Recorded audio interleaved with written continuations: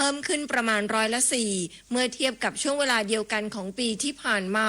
ท่าอากาศยานเชียงใหม่ได้ยกระดับมาตรการรักษาความปลอดภัยและการอำนวยความสะดวกในทุกมิติโดยเพิ่มกำลังเจ้าหน้าที่ในจุดให้บริการสำคัญอาทิจุดเช็คอินจุดตรวจค้นและจุดให้ข้อมูลเพื่อบริหารจัดการแถวและลดความแออัดพร้อมบูรณาการความร่วมมือกับหน่วยงานด้านความมั่นคงอย่างใกล้ชิดเพื่อดูแลความปลอดภัยของผู้โดยสารผู้ใช้บริการและพื้นที่โดยรอบท่าอากาศยานรวมถึงจัดพื้นที่จอดรถโดยไม่คิดค่าใช้จ่ายบริเวณสนามกีฬาอาคารอเนกประสงค์ท่าอากาศยานเชียงใหม่ระหว่างวันที่ 28 ธันวาคม 2568 ถึงวันที่ 4 มกราคม 2569 เพื่อเป็นของขวัญปีใหม่แก่ผู้ใช้บริการทั้งนี้ท่าอากาศยานเชียงใหม่ขอความร่วมมือผู้โดยสารเผื่อเวลาเดินทางมายังท่าอากาศยานล่วงหน้าอย่างน้อย2 ชั่วโมงสำหรับเที่ยวบินภายในประเทศและ3 ชั่วโมงสำหรับเที่ยวบินระหว่างประเทศ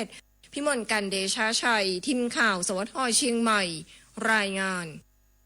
สำนักงานกกต.เตรียมเปิดลงทะเบียนการออกเสียงประชามตินอกเขตทั้งในและต่างประเทศระหว่างวันที่ 3-5 มกราคมนี้ต้องออกเสียงประชามติตรงกับวันเลือกตั้งวันที่ 8 กุมภาพันธ์ 2569 เท่านั้นนายวีระยี่แพรรองเลขาธิการคณะกรรมการการเลือกตั้งได้บรรยายในหัวข้อ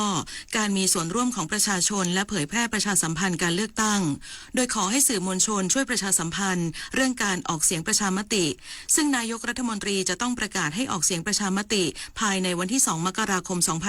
2569 สำหรับการเลือกตั้งสสแบบแบ่งเขตสสแบบบัญชีรายชื่อรวมถึงการออกเสียงประชามติจะจัดในคูหาเดียวกันในวันที่ 8 กุมภาพันธ์ 2569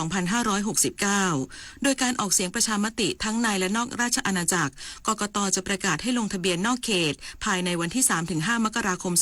2569 ผ่านระบบออนไลน์จบข่าวคณิษฐายิ้มดีอ่านรับฟังข่าวครั้งต่อไปเวลา 10 นาฬิกาค่ะ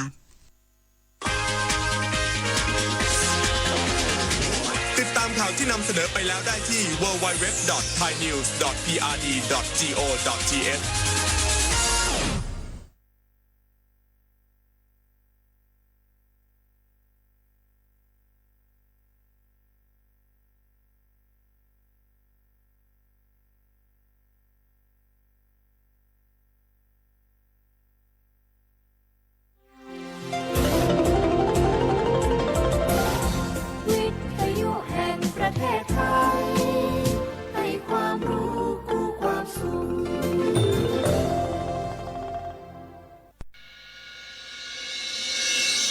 สถานีวิทยุกระจายเสียงแห่งประเทศไทยจังหวัดเชียงใหม่ AM 1476 กิโลเฮิรตซ์สถานีวิทยุภาคภาษาชาติพันธุ์แห่งเดียวในประเทศไทยที่มีความทันสมัยเชื่อถือได้สร้างอัตลักษณ์กลุ่มชาติพันธุ์สู่สากล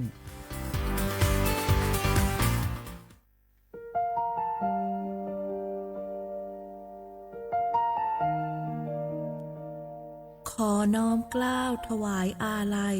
สมเด็จพระพันปีหลวงพระแม่แห่งแผ่นดินผู้ทรงเมตตาเหนือเกล้าขอพระองค์เสด็จสู่สวรรคาลัยข้าพระพุทธเจ้าข้าราชการและเจ้าหน้าที่สถานีวิทยุกระจายเสียงแห่งประเทศไทยจังหวัดเชียงใหม่กรมประชาสัมพันธ์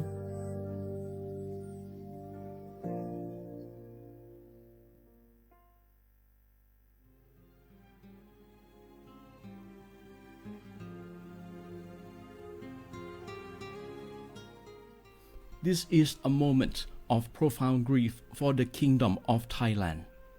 The collective voices of Radio Thailand Chiang Mai join the Thai nation in mourning the passing of our beloved Queen Martha, Her Majesty Queen Sirikit. Her life was a testament to the unwavering service, grace, and deep love for the Thai people. Our humble condolences and thoughts are with His Majesty the King, the royal family, and all the Thai people during this deeply sorrowful time. We will remember her forever.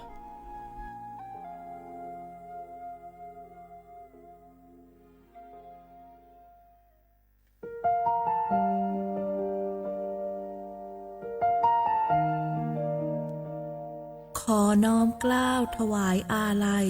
สมเด็จพระพันปีหลวง พระแม่แห่งแผ่นดิน ผู้ทรงเมตตาเหนือเกล้าวขอพระองค์เสด็จสู่สวรรคาลัยข้าพระพุทธเจ้า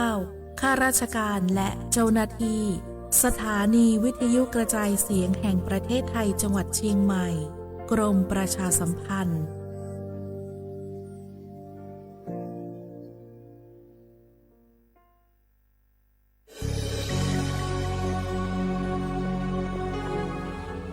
เกิดเป็นคนไทยเติบโตบนผืนแผ่นดินไทยจงภูมิใจในความเป็นไทยชาติไทยเรานั้นนับเป็นชาติที่มีความเป็นมาเก่าแก่ยาวนานเรามีภาษาวัฒนธรรมและมีสิ่งต่างๆที่เป็นเอกลักษณ์ให้เราได้ภาคภูมิใจในความเป็นคนไทยเราควรเห็นคุณค่าและมีความรักชาติหวงแหนแผ่นดินอันเป็นมรดกของบรรพชน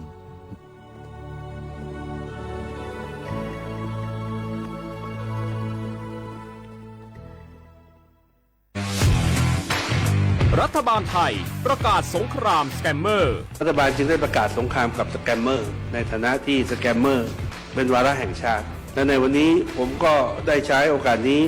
มารายงานความคืบหน้าและเน้นย้ำถึงสิ่งที่เราต้องร่วมกันทำต่อไปรัฐบาลได้จัดตั้งคณะกรรมการอำนวยการป้องกันและปราบปรามอาชญากรรมทางเทคโนโลยีขึ้นมาโดยมีผมเป็นประธานด้วยตนเองเพื่อให้ทุกหน่วยงานทำงานไปในทิศทางเดียวกันเราได้มีการลงนามบันทึกความเข้าใจระหว่าง 15 หน่วยงานหลักทั้งภาครัฐและภาคเอกชนตลอดจนสถาบันการเงินเพื่ออุดช่องโหว่ทางการเงินและตัดเส้นทางเงินของกระบวนการอาชญากรรมเหล่านี้ให้สิ้นซากรวมพลังคนไทยต้านภัยสแกมเมอร์นายอนุทินชาญวีรกูลนายกรัฐมนตรี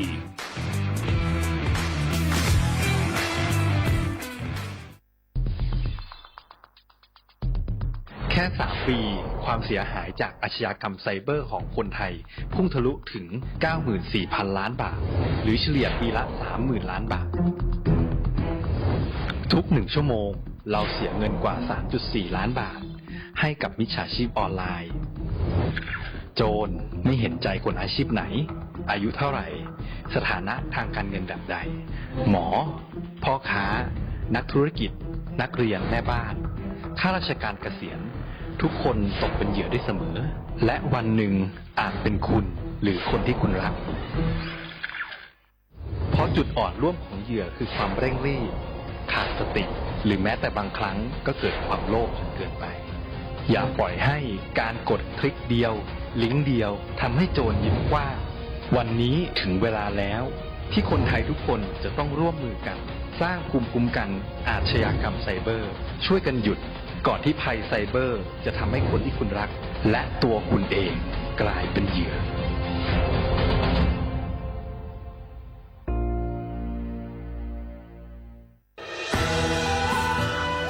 จากศาลากลางจังหวัดน่านหลังเก่าพัฒนาสู่การเป็นศูนย์การเรียนรู้นันทศิษย์ป่าคารโดยมูลนิธิรักป่าน่าน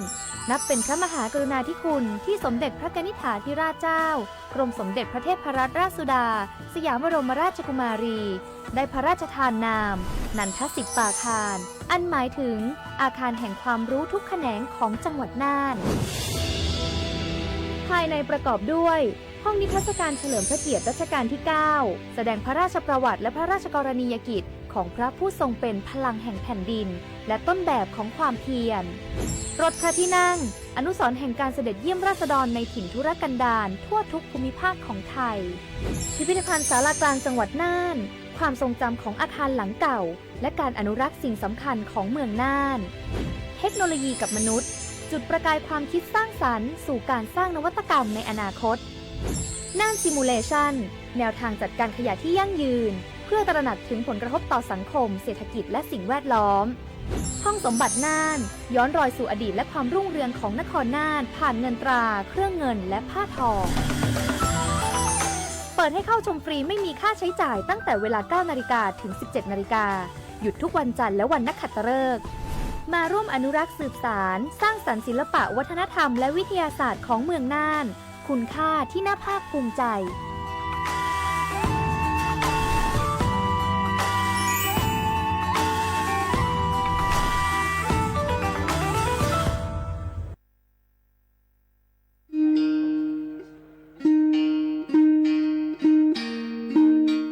mu chopo pu pho ve pho mo ga phati ko na ga den no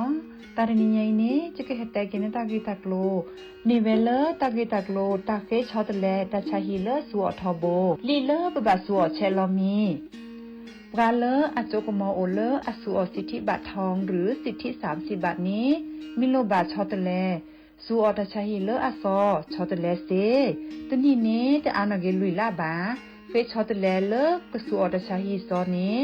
เติร์ดมีและแต่บาทชาฮิแลเลอกจัดาเวคีดมีผ่านแอปพลิเคชันออนไลน์สปสชไลน์สปสชหรือโทรศัพท์เตอร์เซอตัวกาเลโลบาเฟชอตแลทชาฮิเนสูออที่โคกอดเบลอโพซาโฮเลโคกอตโอดีบานีสูออเลตาโอเพลอลีสเกรเดอร์อะโมอะปาอลีโคกอลีโคเชอร์เซเจปราเลโลบาสูออตชาฮิเลตโลเดอลีโคกออัลลอโอลอโชบานีมาตาลอตีเซดาเวสูออเลลีอุซาเลปากจาอเดเดเลเปเลโอตาลีเลอลอตีลอแชลีเลเปลอทีเป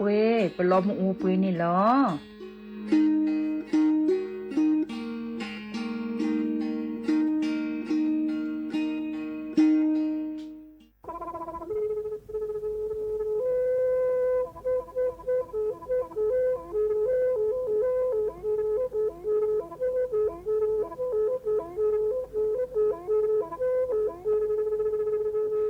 มือนี้มือซอ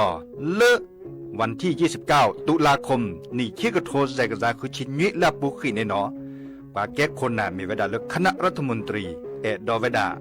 เห็นเมื่อเลปาซึดแลเกตากิตาเกบาคาคือเลปากุปัญญอนเลตึกแก้ดิปาจดแต่โพบา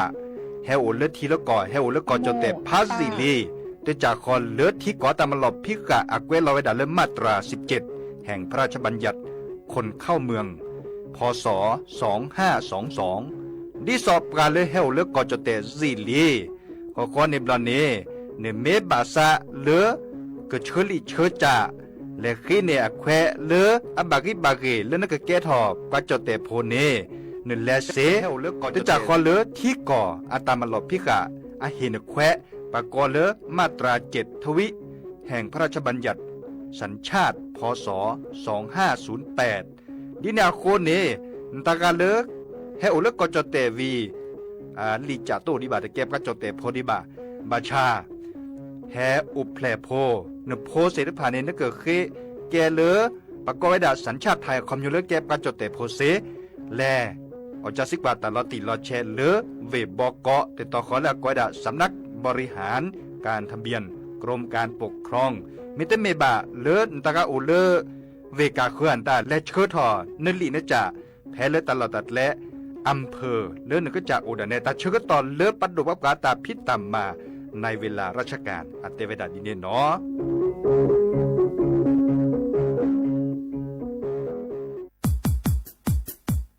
ดอปูแวบปากญอโพนเมบาสะสู้อ่อนมืออ่อนเลวิทยุกลือหลอก็จะเตะเวกินแม่แต่ตอนยาอีบอบบาเนบาคาคือเล่นตัดพิษต่ำมาตัดพิออมมาออจะเตะกว่าก็ได้และสนใจโฆษณาเนื้ออดจัดสิกว่าสวทเชียงใหม่เบอร์โทรศัพท์053-276-068เมตเมบะ092-246-8579เซทอโบลอ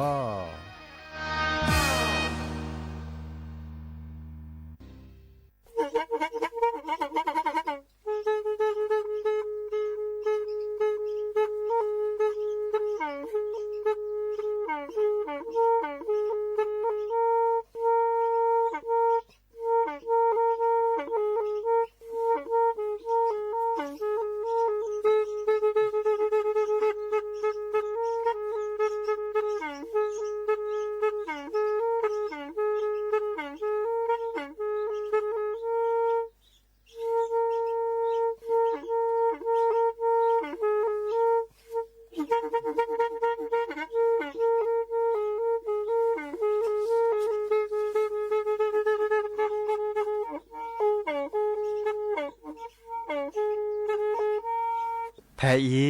วิทยุกลือหลอก็จะแตะเวกีแม่ตะกะโทนลิกจานยุ้ยชื่อคือกิโลเฮิรตซ์ ตาเชอกระตอบเปอปวากระหลือปวากระยอกหลอกตืออีสู้อเมญาเปิดก็เห็นเหล่านั้นและตาสูมือซ้ำมือตากระเจาะตาแลกแก็บดูแก็บโผล่และติเลื่อนนกออัตโคเนและกนาหลอเจอบาค่าคือตาซุมือซ้ำมือสก้อเนาะ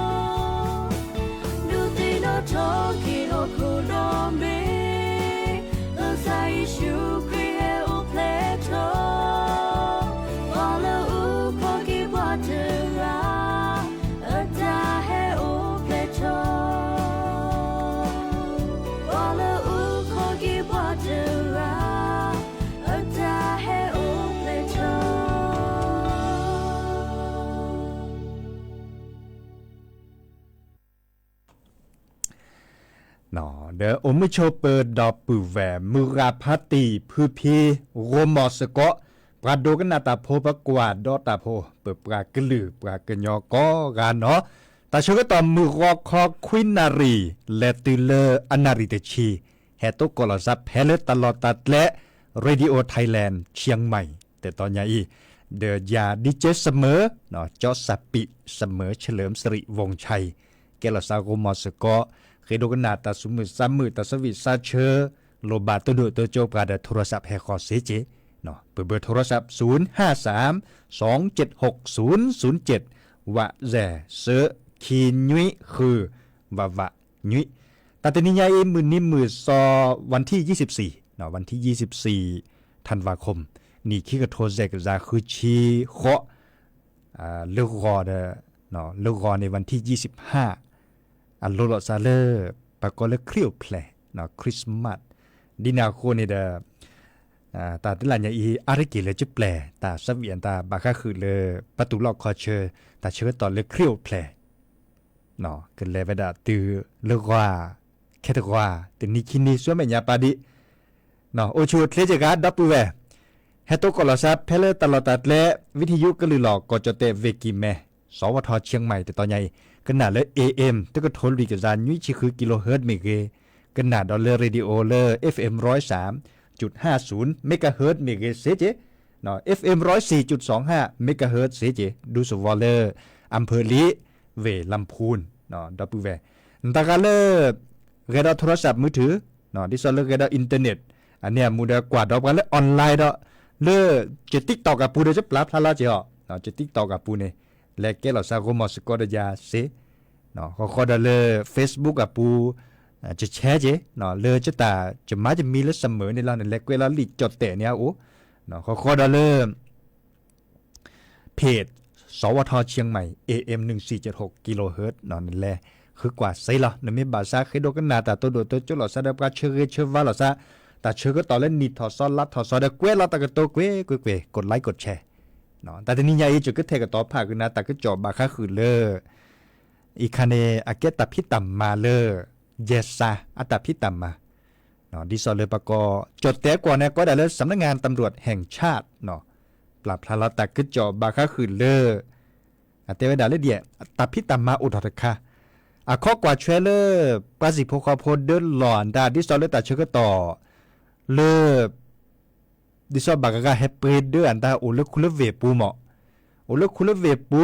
เขาในบันเนตเชื่อตอนนี้ทอซอนลัดทอซออาเฮตือดิซอยเดอตบลือละกะเกเลก็จะโคกลดละเกเลซีจานี่เนาะเกอุบิโอซาอันเดือนหลอนเนี่ยปะโตกว่าเชเนี่ยอาคินอกะบะอามาซัลเลเนจ่ะเนาะอันเดือนหลออะเหียคอเนี่ยเนาะดินาโคเนี่ยยาซามาทอโครงการนะคะดิซอเลอร์อะคือข้อกว่าเชเนี่ยแค่คือเล่นนึกอ่ะคอมยอนเมโลบาเลตาเกตาเลอบัติลซาอันนี้ดิซอยเนาะเลตาชื่อต่อป้าอุบิโอซาคาดิซอยเนาะนั่นมันโลบาเลตาดิซอยแล้วนึกบาฮัดจอจูนเดอเลยนึกบาฮัดจอจูนหินคอจันนี่เนาะเดอเนี่ยแลเคตามาเจอเสเนาะแกโครงการคนรอตั้งเลยหลุดเลยเจนนัดมีบ่ะเนาะเนี่ยแลเคดิซอยเลยเคเลยาซาเลยเมื่อไรแฮกกว่าชูเนี่ยเนี่ยเดอโคเดอเคนะแต่เมเลแล้วนี่เดอปูดเมจิบ่ะแฮกกว่าดิซอดเล่มมืดเล่มโบเลนเดอโคเดอเคนะฮิโคคีฮิเคจากนี่เนาะเมื่อไรแฮกกว่าเมปะออกคือดาก็อวดเมปะเลอัลลัมเมลันนาเกิดเห็นอยู่เลยไปฮิปคอเป็นเดอเป็นหลอบว่าเมื่อไรยาซาอันเล็กกว่าชุดนี่นะเนาะแต่นี่เรียบร้อยแต่นี่คลิปร้อยกว่าแล้วก็ลอบะเนาะเมื่อเสร็จแล้วอีกขนาดเลี้ยวบิลัดโลเจาะเนาะในโทรศัพท์ออกจากสิกว่าตลอดติละเชลเลอร์ก็ได้หมายเลขโทรศัพท์191เสียเจาะเนาะ191นั่นแหละโทรศัพท์ใส่ดอทที่ดอกก่อนแล้วโน้ตลอดตัดเล็บเลยตอนเดเตกเนาะเตกเล่นตัวโลบานในแกนั่นเดินนั่นหล่อพี่เนตำบลอำเภอซอยหมู่ที่เนาะเตกละติละแชะเนาะข้อเด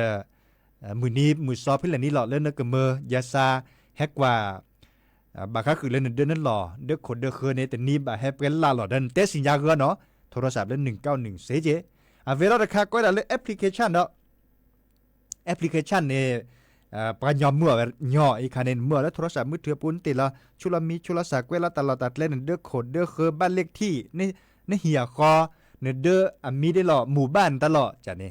เนาะติดเราเลยแอปพลิเคชันอาปูเซเจเนาะก็ได้เลยฝากบ้านเนาะดิสอเลย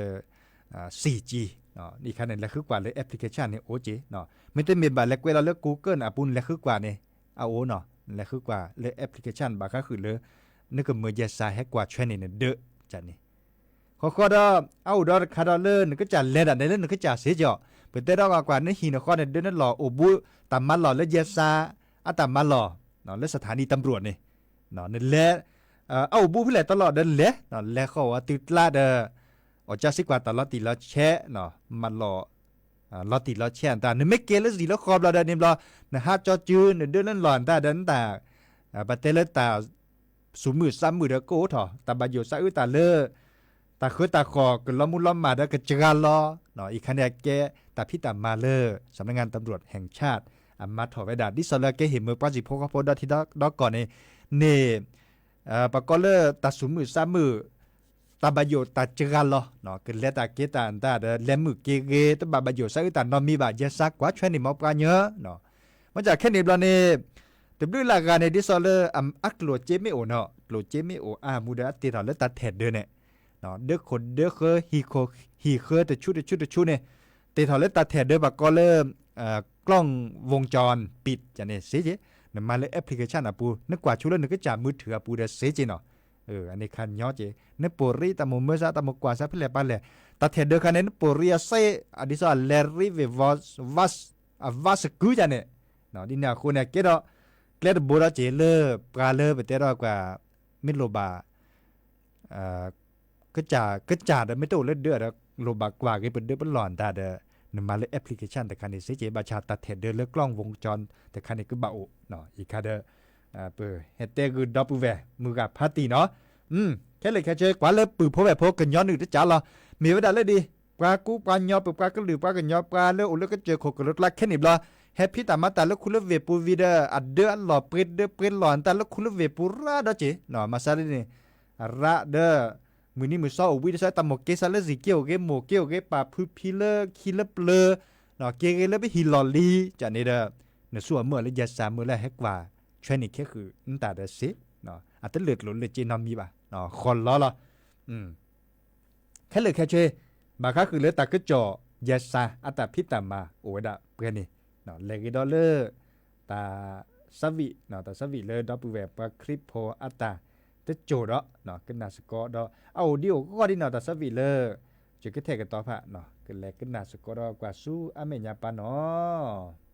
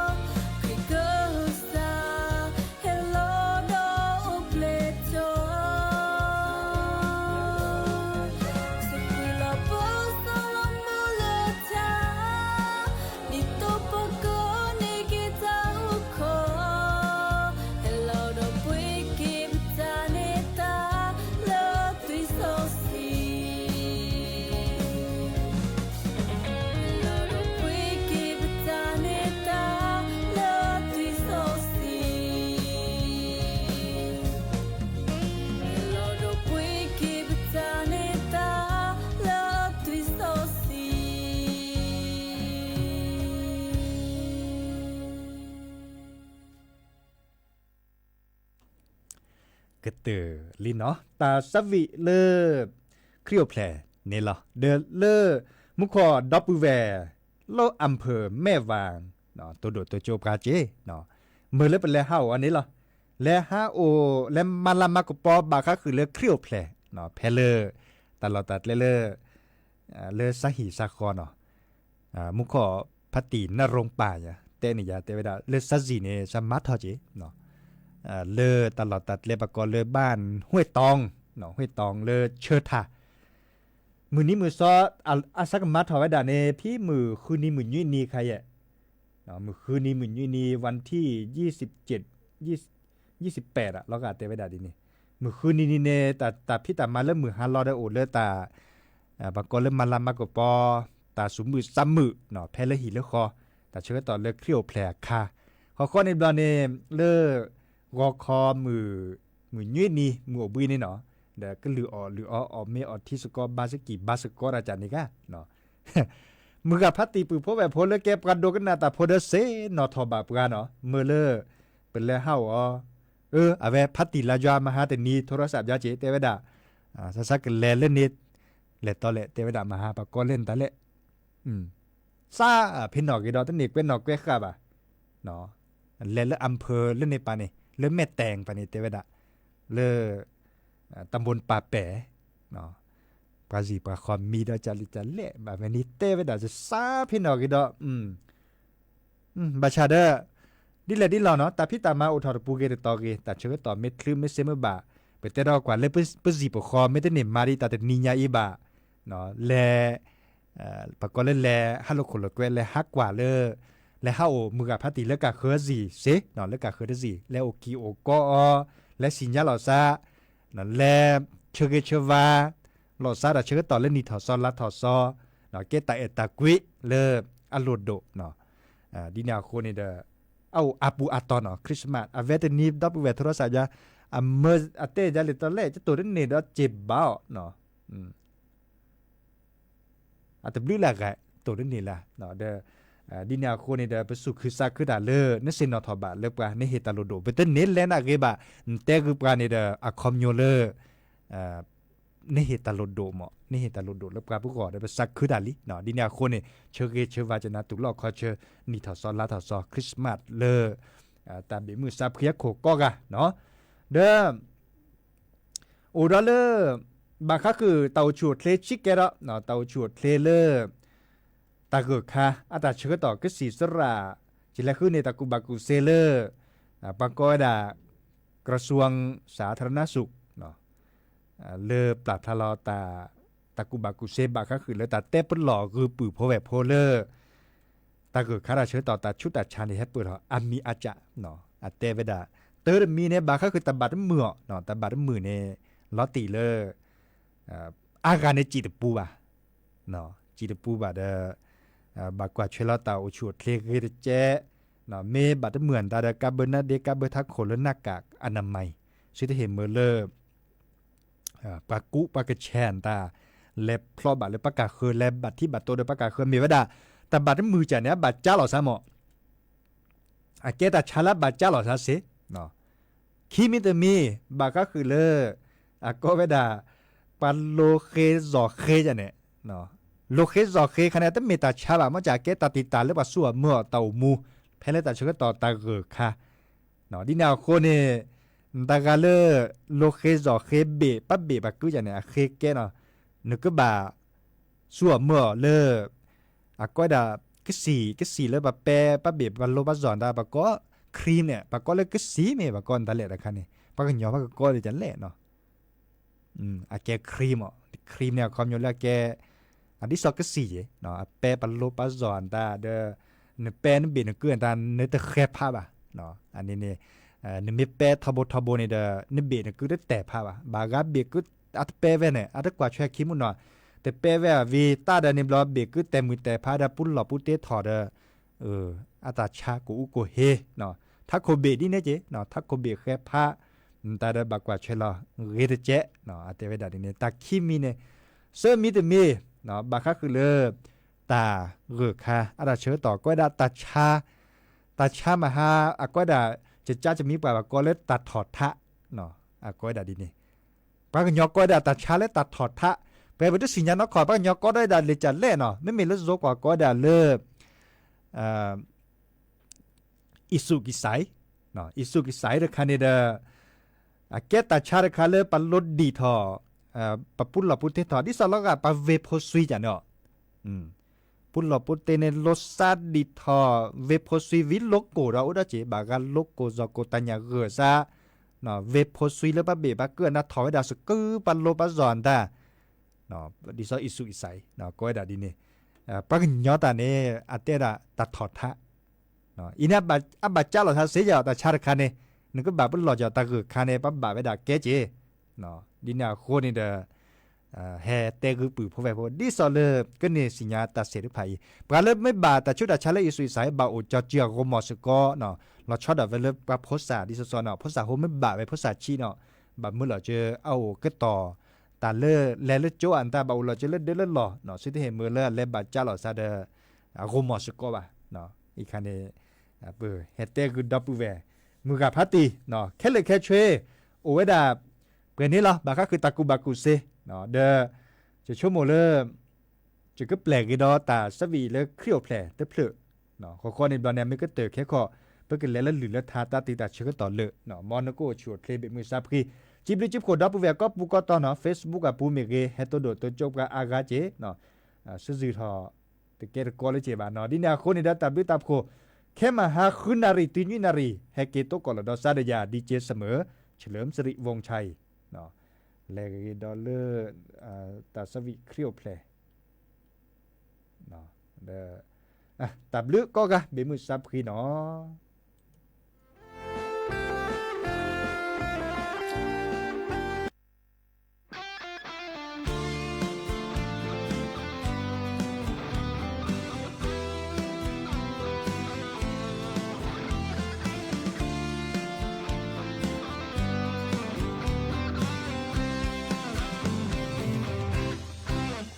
我要撒陪那达，马萨拉呀嘿呀里巴，你干嘛呢？家里不说多罗巴呀，嘿呀大普勒索罗达，你要个一波了有个，你要个给头。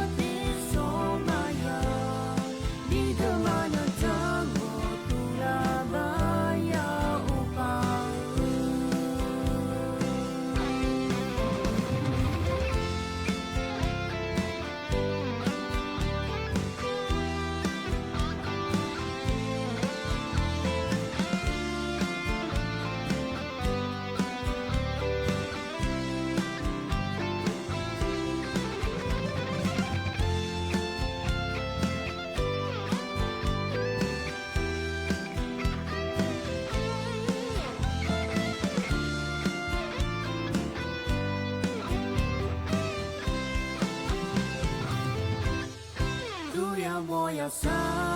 陪那达，马萨拉呀嘿呀里巴，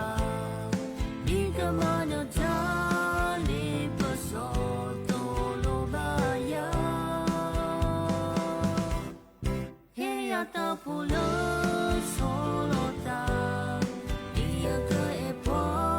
了有个，你要个给头。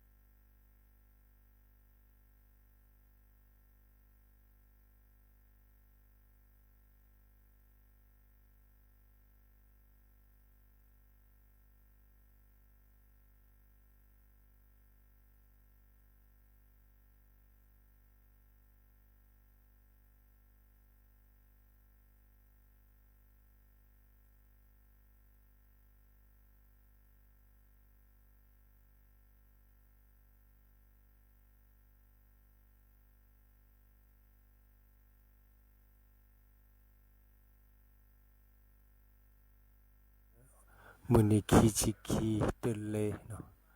นี่ก็โทคีก็ซาสคีก็โทซาซาคูชีข้อเนาะเฮตัวดูรอซานะ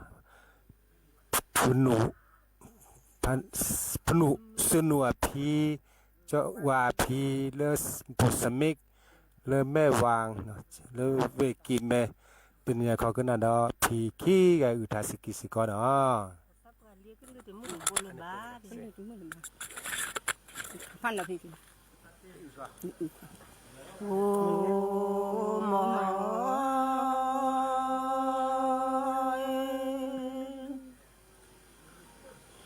เต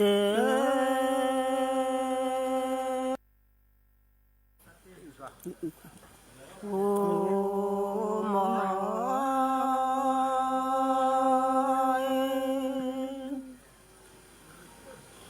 เตทีนานอแค่นอบลอเตทีนานอแค่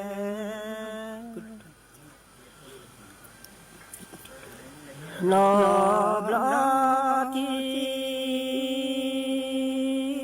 ทอนาสาบาสาลอที่ทอนาสาบา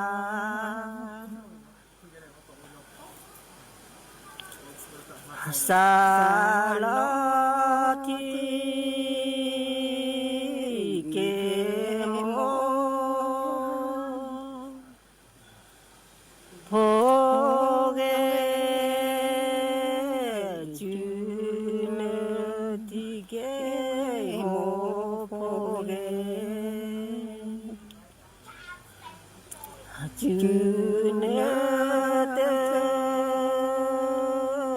คอยสีเตเซเลเตคอยสีเต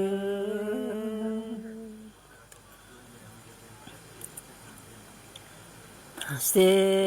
เลทีเกโมโพตาโจทิเกโมโพตา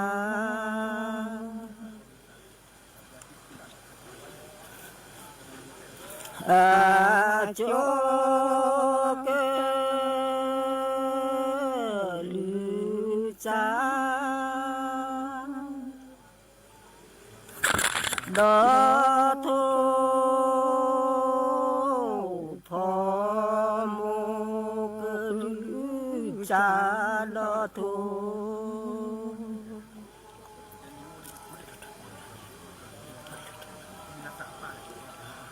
ขอโมทีเกโม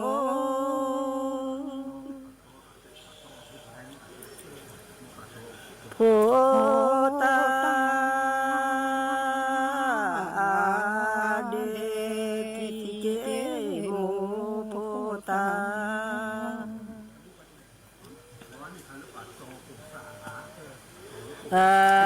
เดก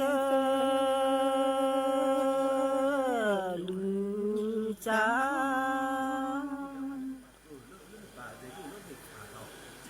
ดอโทเสเรกลูจาดอโท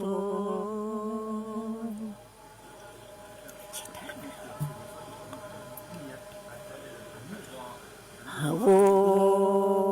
มอยทอเลเสอเกลิวพอกาพอนอพอโดเอเสเจอกอเลดอเตเอรากอเลดอเอโม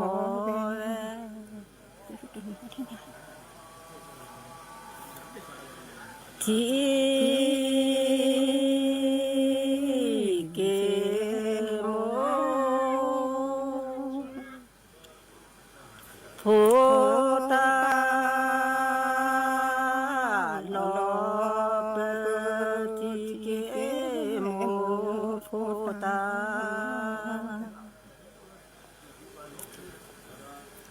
ลอเปเสปีเส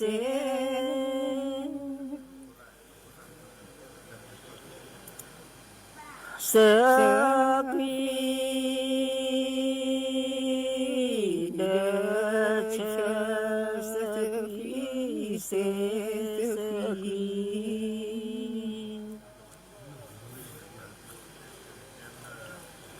เดเชกลอลอบานีแคปอปอ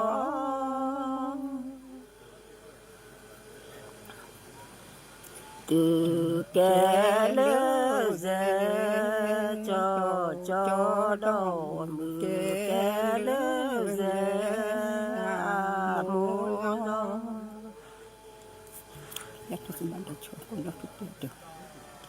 Letto sembando ciò con Pi do tu se da do cho te ba do cho ko do tu te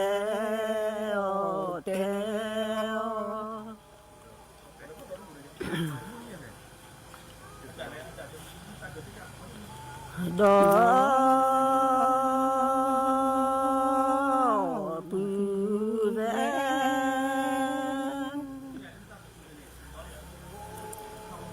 ma pe sa khu đo bù ve ma pe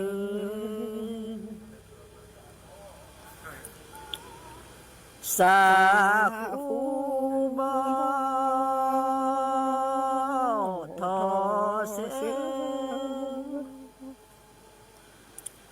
có se plơ thu bơ thọ se có se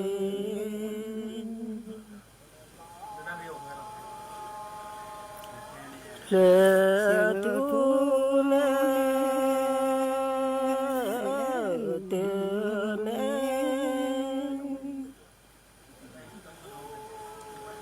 cơ te bo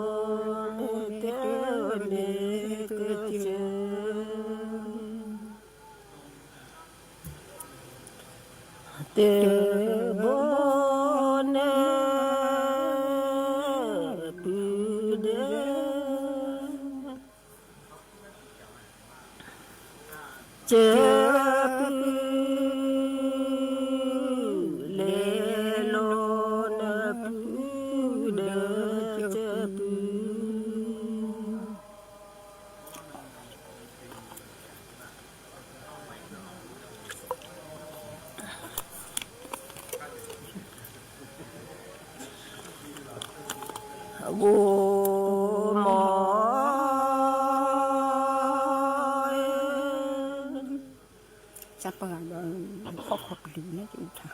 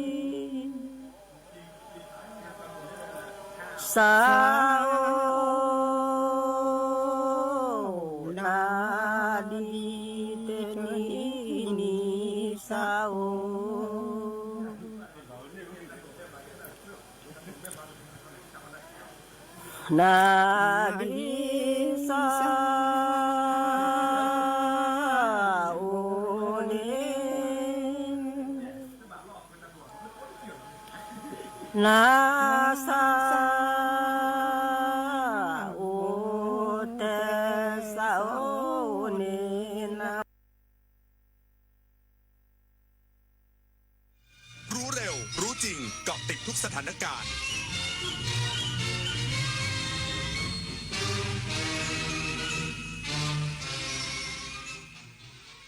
รับฟังข่าวต้นชั่วโมง 10 นาฬิกากับคณิษฐายิ้มดีค่ะ นายกรัฐมนตรีเข้าเฝ้าสมเด็จพระราชาธิบดี สมเด็จพระราชินีแห่งภูฏานในโอกาสเสด็จเยือนประเทศไทยอีกสักครู่กลับมาติดตามรายละเอียดค่ะ Princess Cup Thailand